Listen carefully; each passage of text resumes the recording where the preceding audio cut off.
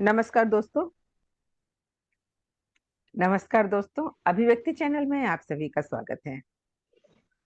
साहित्य पर आधारित इस चैनल में, जैसा कि आप जानते हैं, हमने विभिन्न विधाओं पे बात की साहित्य से जुड़े, चाहे वो फिल्म संगीत हो, फिल्म की स्टोरी हो, या उपन्यास हो, नाटक हो, कहानी हो।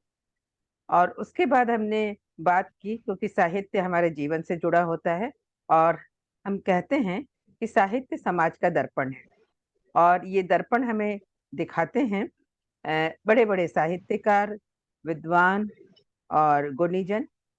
ऐसे ही एक गुणीजन, विद्वान और बहुतत्ववेत्ता डॉक्टर गौतम चटर्जी हमारे साथ होते हैं, जो कि हैं शिव की नगरी काशी से। तो आइए सबसे पहले इनका स्वागत करें। डॉक्टर गौतम चटर्जी, आपका इस अंक में स्वागत है। अगर नेटवर्क में कोई प्रॉब्लम हो रही हो या नहीं हो रही हो, तभी मेरा प्रणाम स्वीकार करें। आपका अभिनंदन मेरे पास है। आपका भी बहुत बहुत अभिनंदन हमारी ओर से और हमारे दर्शकों की, मित्रों की ओर से। गौतम जी, हम लोग इस अंक में बात करेंगे। पहले जैसे अंकों में हमने अलग अलग विषयों पे बात की, तो जब हम कुछ सुनते हैं या कुछ ऐसा हमारी नजरों के सामने से गुजरता है, तो कुछ बातें ऐसी होती जो हमारे जहन में रह जाती हैं। मैं आपका ही एक चैनल सुन रही थी, जिसमें आप अपने इंटरव्यूअर को बता रहे थे कंट्रीब्यूशन के बारे में। तो मेरे जहन में भी एक बात आई कि अगर कंट्रीब्यूशन फिल्मों के क्षेत्र में होता है या म्यूजिक, कला, किसी भी क्षेत्र में होता है, तो बट नेचुरल साहित्य तो इसी तरह के कंट्रीब्यूशन से भरा हुआ है। जो मैंने आपको वो सुना, उसको सुन के मैं बता रही हूँ। लेकिन फिर भी हम ये जानना चाहेंगे कि कंट्रीब्यूशन का क्या अर्थ होता है, पहली चीज ये। और साहित्य में हम कंट्रीब्यूशन को किस परिप्रेक्ष्य में देखते हैं, किस तरह से देखते हैं? आमतौर पर तो यही माना जाता है कि अगर हम कोई कहानी लिख रहे हैं या कविता लिख रहे हैं, तो हम साहित्य में कंट्रीब्यूट कर रहे हैं। तो और कंट्रीब्यूशन शब्द को अलग अलग जगहों पर अलग अलग ढंग से लोग इस्तेमाल करते हैं। जैसे कि न्यूज़पेपर में कंट्रीब्यूट करना। मैं कोई कॉलम लिखता हूँ, अगर आर्टिकल लिखता हूँ, तो एकदम कहते हैं कि मैं इस न्यूज़पेपर में कंट्रीब्यूट करता हूँ। कंट्रीब्यूट शब्द का ही जो मतलब है, ये शब्द लैटिन से आया है, डिराइव हुआ है। इसका मतलब होता है to share, to achieve something. To share, to achieve something, कुछ अचीव करने के लिए शेयर करना। सरल शब्दों में या व्यवहारिक स्तर पर हम लोग देखते हैं कि कई दोस्त मिल करके अगर फिल्म जाना है तो आपस में शेयर कर लेते हैं।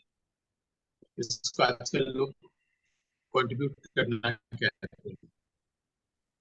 या अगर सब लोग को कहीं घूमने जाना है, शिमला जाना है, गुलमर्ग जाना है, तो और आपस में लोग मिलकर कुछ पैसे शेयर कर लेते हैं। उसको भी वो लोग बोलते हैं कि तमाम जो ऑस्पिशियस प्रोग्राम्स में कोई फंक्शन होता है, तो उसको भी कई लोग मिलकर अगर किसी को गिफ्ट देना हो तो भी शेयर कर लेते हैं, है ना। तो शेयर करना, एक साथ किसी के पार्टी में जा रहे हैं तो एक साथ एक पूरा कोई ऑफिस आएगा तो आपस में कंट्रीब्यूट कर लेते हैं। तो शेयर करने को कंट्रीब्यूट करना कहा जाता है आमतौर पर। जो मतलब भी यही होता है, कंट्रीब्यूट करने का मतलब कि हम सब लोग उसमें कुछ कुछ भागीदारी हो जाए, हम लोग का अंशदान हो जाए। इसका जो गहरा जो अर्थ होता है, उसका मतलब होता है टू ज्वाइन, टू यूनाइट। तो हम लोग अंशदान को, अपने अंशदान को अवदान या योगदान कह लेते हैं, लेकिन थोड़ा थोड़ा फर्क है। जैसे कि जब वो रामचंद्र जी की ओर से पुल बन रहा था समुद्र पर, तो सभी लोग काम कर रहे थे, तो एक गिलहरी भी आके अपना अंशदान करने लगी। तो उस गिलहरी को कुछ अचीव नहीं करना था, कुछ पाना नहीं था। कि अगर मैं कोई कविता लिखूंगा या मेरी कोई किताब आएगी, तो उसमें मुझे पुरस्कार मिलेगा, सम्मान मिलेगा, लोग मुझे जानेंगे। मैं कोई फिल्म बनाऊंगा या मैं कोई म्यूजिक का परफॉर्मेंस दूंगा या दूंगी, या मैं पेंटिंग में जाना जाऊंगा, मेरी पेंटिंग इतनी में बिक जाएगी, तो मैं कला में अपना योगदान दे रहा हूँ। सब कुछ एक आपस में मिल गया है। अंशदान, योगदान, अवदान, ज्वाइन करना, यूनाइट होना, शेयर करना से मिल गया है। मुझे लगता है कि कंट्रीब्यूशन एक बहुत ही गहरा शब्द है। गहरा इस अर्थ में कि हमारे यहाँ बताया गया है भारतीय दृष्टि में कि पूरी सृष्टि में एक यज्ञ चल रहा है। यज्ञ का मतलब ही होता है में आहुति देना, सेक्रीफाइस करना है। तो सृष्टि में जो यज्ञ चल रहा है उसमें हर व्यक्ति को अपनी ओर से आहुति देनी है। उस अर्थ में कंट्रीब्यूशन का अर्थ है, जिसको गहरा अर्थ है। उसमें ये नहीं कि मैं अगर पेड़ों को बचाए रखूंगा तो मुझे ऑक्सीजन मिलता रहेगा, पृथ्वी को बचाए रखूंगा, बदले में कुछ भी नहीं लेने के लिए अंशदान करना, वो अवदान होता है, वो कंट्रीब्यूशन होता है। इस दृष्टि से अगर हम लोग देखें तो खुद को ही टटोल पाएंगे क्या हमारी भूमिका इस पृथ्वी पर अवदान करने की है। क्योंकि हम लोगों में तो ये प्रचार कर दिया गया है कि दुनिया एक रंगमंच है और हम अपना अपना जो कैरेक्टर निभा रहे हैं, चरित्र निभा रहे हैं, जो मुझे बिल्कुल गलत लगता है कि हम कोई कैरेक्टर नहीं है कि उसको निभा रहे हैं। और इसका मतलब है कि इस शेक्सपियर के इस कथन से कन्विंस्ड होने से ऐसा लगता है कि मैं कुछ कर रहा हूँ। ये अपने अहंकार को बढ़ावा देना है।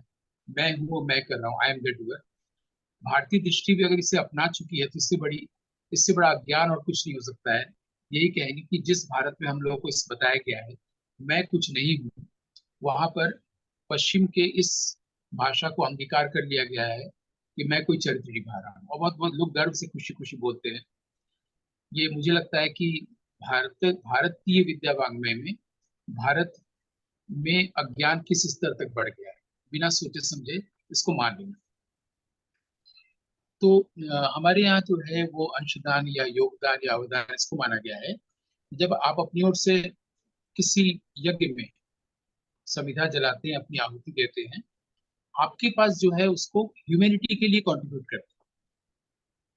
तो ये मुझे जो भारतीय दृष्टि बचपन से मुझे दी गई कि ये हमारा जीवन इसलिए है, इसलिए होना है, तो इसको मैंने दो अर्थों में लिया। तो फिर से ऑटोबायोग्राफिकल होकर बोलना पड़ेगा कि मुझे ये समझ में आया अभी जो मैंने अवदान का या कंट्रीब्यूशन का अर्थ बताया, उसको मैंने दो अर्थ में लिया जो मैंने अर्थ बताया भी। पहला अर्थ तो ये है कि मैं कुछ नहीं कर रहा हूँ। तो अगर मैं कुछ नहीं कर रहा हूँ तो मैं कंट्रीब्यूट कैसे करूंगा? क्योंकि वो तो बचपन से ही मैं क्या करूं, मुझे कुछ करना चाहिए, तुम बड़े होके क्या करोगे, क्या बनोगे, तुम आजकल क्या कर रहे हो, इस भाषा में ही हम लोग बात करते हैं, सवाल जवाब होता है। और हर वक्त लगता है कि मुझे कुछ करना चाहिए, जॉब करना चाहिए, फेसबुक करना चाहिए, कुछ ये करना चाहिए, कुछ वहां जाना चाहिए, किसी से बात करना चाहिए, हमेशा करना चाहिए। बाद में ये पता चलता है कि ये जो मैं कर रहा हूँ का भाव ही अज्ञानता है। और जब हम शांत होते हैं तो हम लोग के पास ऐसे फ्लैशेस आते हैं और पता चलता है कि कोई एक ही एक्टर है, वो कर रहा है हम सबके जरिए अलग अलग रूपों में, अलग अलग कैरेक्टर्स।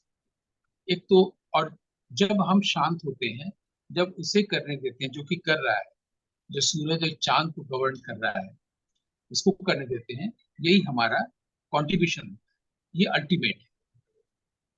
लेकिन जब तक फिजिकल फॉर्म में है, तो जैसे सूरज को कमांड जो कर रहा है, तो वो तो कंट्रीब्यूट है ही है। जब हम शांत हो रहे हैं उसको समझ रहे हैं, लेकिन सूरज का भी अपना एक अवदान है, नदी का भी है, वृक्ष का भी है। उस तरह से अब दूसरी दृष्टि में आ रहे हैं।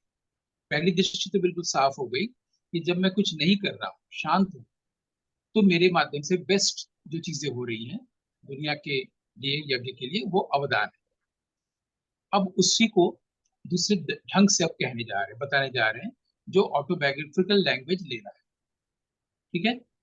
वो ये कि जो मैं अगर शांत हुआ, मेरे माध्यम से अगर कुछ हो रहा है तो वो क्या हो रहा है, इसको उसका उदाहरण देने जा रहा है। जहां पर भी मुझे लगता है मेरी कि मुझे अच्छा लगता है कोई चीज, मान लीजिए मुझे साइंस अच्छा लगता है, आर्ट अच्छा लगता है, इकोनॉमिक्स अच्छा लगता है, इसका मतलब है कि मेरी उसमें रुचि है।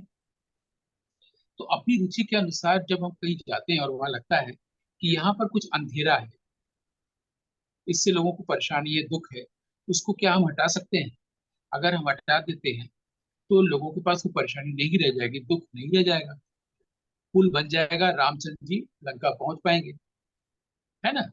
तो ये जो अवरोध हटाना या निर्माण करना, रचना करना, ये कॉन्ट्रीब्यूशन है, सूरज की ओर से, चांद की ओर से, नदी और वृक्ष की ओर से, है ना? तो इस तरह से मैं एक उदाहरण दे रहा हूँ। अभी तो ये इतना अच्छा विषय है आपने उठाया है, इसके लिए आपको बहुत बहुत धन्यवाद मेनका जी। हम लोग कॉन्ट्रीब्यूशन में जिस सरल ढंग से लेते हैं, हम लोग सिर्फ तभी लेते हैं जब ऑफिस की ओर से किसी पार्टी में जा रहे होते हैं, दोस्त लोग मिलके कहीं घूमने जाते हैं, फिल्म देखते हैं और कंट्रीब्यूट करते हैं, इस अर्थ में लेते हैं।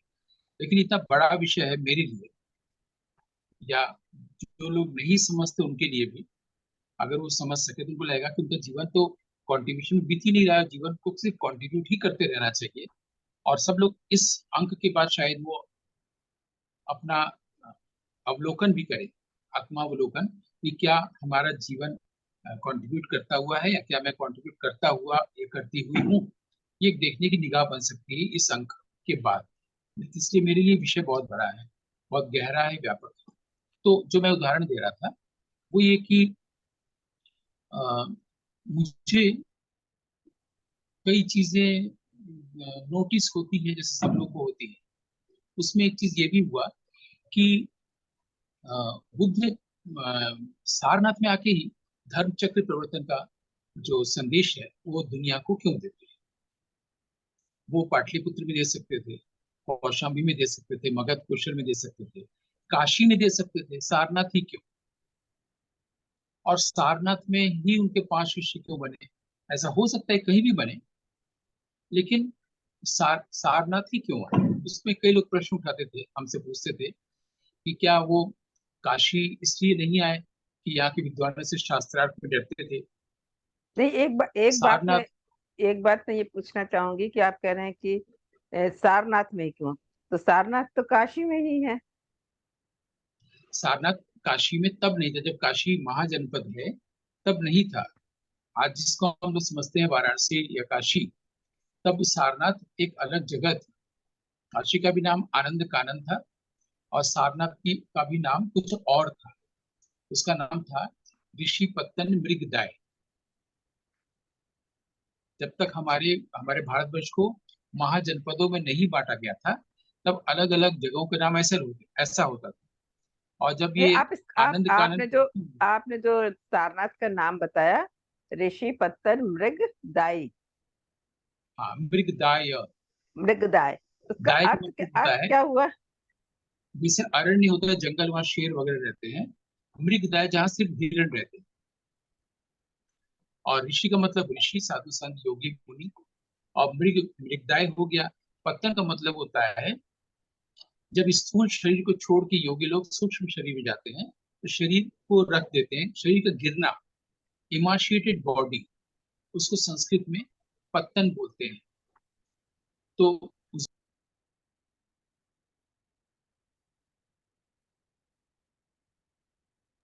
उस वक्त पाली भाषा थी, तो उसको कहा गया था ऋषि पत्तन मृगदाय। संस्कृत में ऋषि पत्तन मृगदाय। क्योंकि ये बुद्ध से जुड़ा है, बुद्ध पाली भाषा यूज करते थे, इसलिए हमने पाली भी बताया। और ये भी मुझे तब पता चला जब मैं पाली से, जैसे संस्कृत से मैं अंग्रेजी हिंदी और अनुवाद करता रहा हूँ, पाली से जो ग्रंथ का अनुवाद किया है अंग्रेजी में, तो इसमें कि वो बुद्धिस्ट तंत्र की किताब है, वो ये समाज तंत्र और हेवज्र तंत्र, ये सिर्फ चाइनीज भाषा में ही हुआ था, हमारे नहीं हुआ। तो इसको मैंने अंग्रेजी में किया, तो फिर हिंदी में भी दूसरे विद्वानों ने किया। तो ऋषि पतंग विद्या सारनाथ का नाम था, वो वहां आए। बाद में ऋषि पतंग विद्या का नाम सारंगनाथ हुआ, और फिर सारनाथ हुआ। ये 2500 साल पुरानी पुरानी बात है। अगर आप सारनाथ में कभी जाएंगे तो वहां पर एक संग्रहालय है।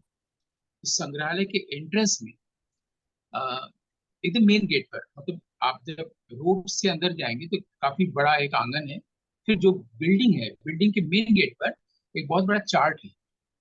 उसमें जितने भी हमारी देवनागरी लिखी हुई हमारे अक्षर हैं, अ आ क ख ग, तो आपको ये एक अल्फाबेट को ले लेंगे। तो बुद्ध के समय में अ कैसे, उसकी कैलीग्राफी कैसे थी, कैसे लिखी जाती थी, फिर 5 साल 10 साल बाद कैसा हुआ, करते करते आज 2024 में कैसा है, वो पूरा दिया हुआ है। एक अक्षर की बनावट का मतलब कैलीग्राफिकल जो क्रोनोलॉजी है, क्रम विकास है, वो भी वहां दिया हुआ है। उसी तरह से नाम को भी है। तो पहले जो ऋषिपतन ऋग्वेद था, वो शारंगनाथ हुआ, फिर वो सारनाथ हुआ। पहले जो आनंद कानन था, वो पहले काशी हुआ, फिर वाराणसी हुआ, है ना। तो इसी तरह से, लेकिन तब भी जब काशी हो गया तब ये कौशल के अंतर्गत था, कौशल के राजा के अधीन था। ये सब इतिहास की बात है, और ये किताबों में किसी को भी मिल सकता है। इसमें कोई अंधेरे वाली बात नहीं है, जिस अंधेरे को हटाने में कंट्रीब्यूशन है है ना। तो हम ये प्रश्न उठा था मेरे मन में, क्योंकि कुछ लोगों ने मुझसे प्रश्न किया। इस 30-40 साल पहले की बात है कि बुद्ध सारनाथ क्यों आए, क्योंकि पूरी पृथ्वी काशी आती थी। काशी प्राचीन शहर है, काशी ऋषि मुनियों की जगह थी, और पूरी पृथ्वी के सब तरह के लोग, चाहे वो ऋषि मुनि हो, राजा हो, कोई भी काशी जरूर आता था, अलग अलग अर्थ में। बाद में हम लोग को लगता है सिर्फ लोग मोक्ष के लिए, या जो विधवाएं आती थी, जो बहुत बात की चीज है, लेकिन काशी पूरी पृथ्वी आती थी, आज भी आती। ठीक है। तो जब सब लोग काशी आते थे, ऋषि मुनि योगी तो आते ही थे, क्योंकि ऋषि मुनियों को संग चाहिए, तो ऋषि मुनियों का संग चाहिए। ऐसे में बुद्ध जो है, वो वही क्यों आए, ये हमसे पूछते थे। और ये सेंटेंस जोड़ देते थे कि यहाँ पर सारे जो पंडित लोग थे, क्या उनसे शास्त्रार्थ करना पड़ता, क्योंकि वो भी योगी थे, तो वो शास्त्रार्थ को अवॉइड करने के लिए, या कहीं हार न जाए इस डर से नहीं है। ऐसी तमाम बातें जो आम आदमी बात करते हैं, वो लोग करते थे। मेरा ध्यान इस पर नहीं था, नहीं या नहीं है उनका मन मेरा ध्यान सिर्फ इस पर गया कि वो जो 5 शिष्यों को उन्होंने सबसे पहला मैसेज दिया, उनको जो ज्ञान बोध हुआ, और वो गौतम सिद्धार्थ से बुद्ध हुए, तो पहला जो ज्ञान का संदेश जो दिया धर्म चक्र प्रवर्तन का, वो सारनाथ में ही क्यों दिया, 5 शिष्यों को क्यों दिया, किसी एक शिष्य को दे सकते थे। उनके सबसे परम प्रिय शिष्य जो थे, वो आनंद थे, आनंद को दे सकते थे। आनंद उनके पास देह की अंतिम सांस तक थे। और त्रिपिटक में हम पढ़ते हैं कि आनंद के अलावा भी बहुत शिष्य थे, लेकिन आनंद सबसे क्लोज थे। जैसे इन जनरल हम लोग जानते हैं कि स्वामी विवेकानंद रामकृष्ण परमहंस से बहुत क्लोज थे, जबकि और लोग भी थे, करीब 15-20 लोग तो ऐसे थे जो रामकृष्ण परमहंस से क्लोज थे, लेकिन वो विवेकानंद को जानते हैं। लेकिन आनंद एकमात्र थे जो बहुत क्लोज थे, तो आनंद को दे सकते थे। और आनंद तब तक हो चुके थे उनके शिष्य, जब तक ये 5 शिष्य नहीं हुए थे सारनाथ वाले। ये सब मेरे मन में प्रश्न आता। तो उसके बाद फिर ये भी हुआ कि उनको बोध हुआ, बोध गया में, वृक्ष के नीचे। उसकी पिछली ही रात उनको सुजाता ने खीर खिलाई थी, और सुजाता ने कहा था कि मेरे अगर इसमें पुण्य का फल है, या मेरी प्रार्थना में वो है, तो आपकी ये पूरी होगी। और उसी फल हुआ था। तो बुद्ध सुजाता को ही कह सकते थे, बुद्ध के पास तो कोई भेद नहीं था ना। तो करुणा करुणा एम्बॉडीड थे, तो सुजाता को ही पहले बता सकते थे बोध के बारे में, या फिर आनंद को बता सकते थे। वो सारनाथ क्यों आए, और अगर सारनाथ में आए तो वहां पर क्यों उपदेश दिया, या पहला मैसेज क्यों दिया, ये मन में प्रश्न उठा था। बाद में पता चला कि सारनाथ उनका आना, और ये जो उपदेश देना, ये बहुत ही इरिलेवेंट, बहुत ही इनसिग्निफिकेंट बात है। वो इसलिए आए ही नहीं थे। वो आए थे, उनको ये बोध हुआ, और तब उनको अपने दुनिया, हम लोग उसको स्वर्ग कह सकते हैं, हम लोग उनको हेवनली कह सकते हैं, उनके बोध होने के बाद जो ज्ञान का वर्ल्ड जो है, उसको कहते हैं ज्ञान गंज। जैसे बनारस में हमारे यहाँ विश्वनाथ है, केदार है, विश्वेश्वर है ना, इसलिए एक जगह का नाम है विश्वेश्वर गंज, आज भी है। वैसे ज्ञान का एक गंज है, जहाँ पर ज्ञान की भूमि, इसको हम लोग समझ लें, जो ज्ञानियों की जगह है, वो भी इस पृथ्वी पर है, और वो हिमालयन वैली में कहीं है। जो मनुष्य रूप लेके आता है और जब उसको बोध हो जाता है, ज्ञान प्राप्त कर लेता है, ऐसे सारे सोल्स उस ज्ञान गंज में रहते हैं। एक प्रकार से वो अरूप है, अमूर्त है, कॉमन मैन इसको एक्सेस नहीं कर सकता, योगी ही कर सकते हैं। और आज भी पूरी पृथ्वी के जितने भी तपस्वी हैं उस जगह को खोज रहे हैं कि वो हिमालयन वैली में कहाँ है। ज्यादातर लोग तिब्बत वगैरह में जाते हैं, लेकिन इसकी ऑथेंटिसिटी के बारे में हम क्या कर सकते हैं? इसकी ऑथेंटिसिटी के बारे में हम तभी कुछ बोल सकते हैं जब बुद्ध खुद कहे हमको, है ना। कोई योगी कहे। तो बनारस में चूंकि ऋषि मुनियों की जगह है, या योगियों की परंपरा है, तो यहाँ पर एक योगी हुए हैं, स्वामी विशुद्धानंद। विशुद्धानंद को हमारे यहाँ, विशुद्धानंद का जो आश्रम है वो मलदैया पर है। विशुद्धानंद जी को ज्ञान के स्तर के लोग जानते हैं कि सूर्य विज्ञान की दुनिया के व्यक्ति थे। सूर्य विज्ञान में ये होता है, सूक्ष्म शरीर से ज्ञानगंज जाते हैं, शरीर को रख के। अभी जो सूक्ष्म शरीर क्या होता है, शरीर से निकल के आकाश मार्ग से जाना कहते हैं। इसके बारे में कॉमन मैन के पास कहानियों के माध्यम से, साहित्य के माध्यम से बताया गया। बहुत कहानियां, बहुत नाटक हमारे यहाँ ऐसे हैं संस्कृत साहित्य में जिसमें ये सब जब तब है। जैसे एक है नाटक है ययाति। ययाति राजा थे, वृद्ध हो गए, उनको संसार और जीने की इच्छा हुई। उनका युवा सुंदर देह वाला सुदर्शन उनका बेटा था। उन्हें अपने बेटे से अनुरोध किया, तुम मेरे बेटे हो, मेरा तुम पर अधिकार है, मैं तुम्हारी युवा दे चाहता हूँ, मैं संसार और भोगना चाहता हूँ। वो अपनी देह दे देता है, वो उसमें प्रवेश करता है। एक हमारे यहाँ साहित्य की दुनिया की बात है। ऐसे ही हमारे भगवत अज्जुकीय में एक नाटक है, कॉमेडी प्ले, बोधायन का। उसमें क्या होता है कि एक पंडित होता है, गुरु संस्कृत का, उसका शिष्य होता है, उसका हमेशा पढ़ने मन नहीं लगता है, उसका ध्यान हमेशा स्त्रियों की तरफ जाता है। बाद में एक वेश्या के प्रॉब्लम को सॉल्व करने के लिए वो उसके शरीर में प्रवेश करता है, और वो वेश्या की भाषा बोलने लगता है, और अगर ये लड़का पढ़ने लगता है ज्ञान की तरफ, वो उसके शरीर में प्रवेश कर जाता है। तो ये जो देहांतरण की बात है, कॉन्सेप्ट है, ये भारतीय साहित्य में, वैदिक साहित्य में खूब है। आम आदमी इसको कहानी के रूप में जानता है कि ट्रांसमाइग्रेशन ऑफ सोल या देहांतर।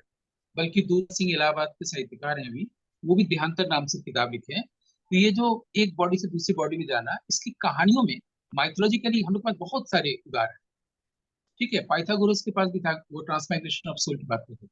भारत में तो भरमार है, विश्व में भी है, ग्रीस वगैरह में भी सब जगह है। लेकिन लोग इसको नहीं समझ पाते हैं कि एक बॉडी से दूसरी बॉडी में कैसे जाना है। बस इतनी इतनी चर्चा हम इसलिए कर दी कि ये कहानी साहित्य में है, पुराणों में है, उपनिषदों में है, सब जगह है, नाटकों में है, सब जगह है। अब हम आते हैं बुद्ध के पास सीधे, कि विशुद्धानंद जी योगी थे। उन्होंने अपने शिष्य को भी, यानी उनके शिष्य थे गोपीनाथ कविराज जी, जिससे मैं मिला हूँ भौतिक रूप से, तो वो उनको ये यात्रा कराए थे ज्ञानगंज। फिर गोपीनाथ कविराज जी ने एक बहुत बड़ा काम हम लोग के लिए कर दिया है। उन्होंने इस पर किताब लिख दी है बांग्ला में, ज्ञानगंज। उसमें उन्होंने सब लिख दिया है। जब योगी ही लिख दे रहा है, जब बुद्ध ही लिख दे रहे हैं, तब तो उसमें कोई संदेह की बात नहीं रही। मैंने इसका अंग्रेजी में अनुवाद किया था कि और लोग भी जाने। मुझे रॉयल्टी नहीं चाहिए थी, मुझे नाम नहीं चाहिए था, बहुत कम लोग जानते कि मैंने ये काम भी किया है। ये कॉन्ट्रीब्यूशन ज्ञानगंज का जो मैंने अनुवाद किया, ये भी कैसे किया। मेरे एक संस्कृत आगम के गुरु जी थे, उन्होंने मुझे एक दिन कॉल किया, ब्रजबुल द्विवेदी जी ने। उन्हें कहा कि एक जापानी मॉन्क आया हुआ है, वो विशुद्धानंद जी का आश्रम जाना चाहता है, वो लोग उनको विदेशी समझ से जाने नहीं दे रहे, क्या आप उनको दर्शन करा देंगे? हमने कहा ठीक है। मैंने जब करा दिया तो उन्होंने मुझे ऑफर किया कि क्या आप अनुवाद करते हैं, क्या मेरी एक किताब है मेरे पास बांग्ला से अंग्रेजी, वो आप कर देंगे? और उन्हें कृष्णमूर्ति फाउंडेशन ने मुझे बुलाया, किताब मुझे गिफ्ट की और मुझे कहा कि आप कर दें, कितना पैसा लेंगे, और इसको करने के बाद आप जब मुझे अनुवाद करके दे देंगे तो उसके 2 साल तक आप इसको पब्लिश नहीं कराएंगे, हम इसका जापानीज में अनुवाद कर देंगे, तब आप आराम से अपने देश में करवा सकते। और तो ऐसा ही हुआ। उसके बाद ये भारत में भी अंग्रेजी में छपा। मैंने जब कहा कि मैं पैसा नहीं लूंगा, मैं इसका पैसा नहीं लेता हूँ, तो उसको भी आश्चर्य हुआ। फिर मैंने अपने गुरु जी को भी पूरी बात बताई। उन्होंने मुझे फोन पर बहुत आशीर्वाद दिया, कहा कि यही तो भारतीय मनीषा है कि कुछ न लेते हुए दूसरों के काम आता है। खूब आशीर्वाद दिया। तो ये भी बाद में पता कंट्रीब्यूशन है, चला ये ये भी भी कंट्रीब्यूशन कंट्रीब्यूशन। हुआ है। हम्म। ये भी एक तरह से देखा जाए कंट्रीब्यूशन है। तो वो हम्म। उनका नाम था कथक। बाद में पता चला कि वो भी हिमालयन वैली में अपने गुरु को खोज रहे हैं, वो भी ज्ञानगंज को खोज रहे हैं। इसलिए वो उस किताब को पढ़ना चाहते थे ताकि उस किताब से उनको हेल्प मिले कि ज्ञानगंज तक कैसे पहुंचे। तो अब इस आधार पर मैं आता हूँ सारनाथ। बुद्ध जैसे एक जो व्यक्ति जिस प्रकृति का होता है वो वैसे ही संग चाहता है ना, तो योगी हमेशा योगी का ही संग चाहेगा, ऋषि मुनि का ही संग चाहेगा। बुद्ध सारनाथ आए थे, अपनी बॉडी को उन्होंने रख के आकाश मार्ग से वो ज्ञानगंज गए थे और फिर आके अपने उस शरीर में प्रवेश किया।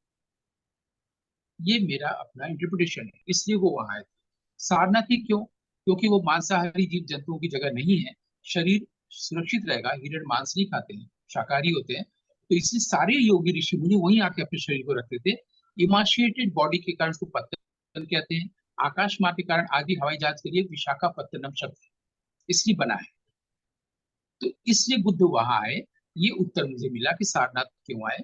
और हमारी जो बुद्ध तंत्र में ये है कि पांच जो हमारी इंद्रियां हैं वो हमें संसार की ओर ले जाते हैं और प्रपंच करते हैं। प्रपंच, पंच इंद्रियों से उसको भीतर की ओर मोड़ना हमारे यहाँ बुद्धिज्म में विपश्यना की साधना है। पश्चिम मन देखना, बाहर की ओर विपश्यना, अब भीतर की ओर देखना। पांचों इंद्रियां जब भीतर की ओर मुड़ जाती हैं वही हमारे शिष्य हो जाते हैं। उससे पहले तक वो उनके हम शिष्य होते हैं और वो जैसे हमको चलाते हैं वैसे ही चलते हैं। जब वो भीतर की ओर मुड़ जाते हैं तो वो हमारे शिष्य हो जाते हैं। इसको बुद्धिज्म में शून्य पंचकम कहा गया है। पांचों इंद्रियों को शून्य करना, एम्प्टी करना, जो शून्यवाद निहिलिज्म बुद्धिज्म का है।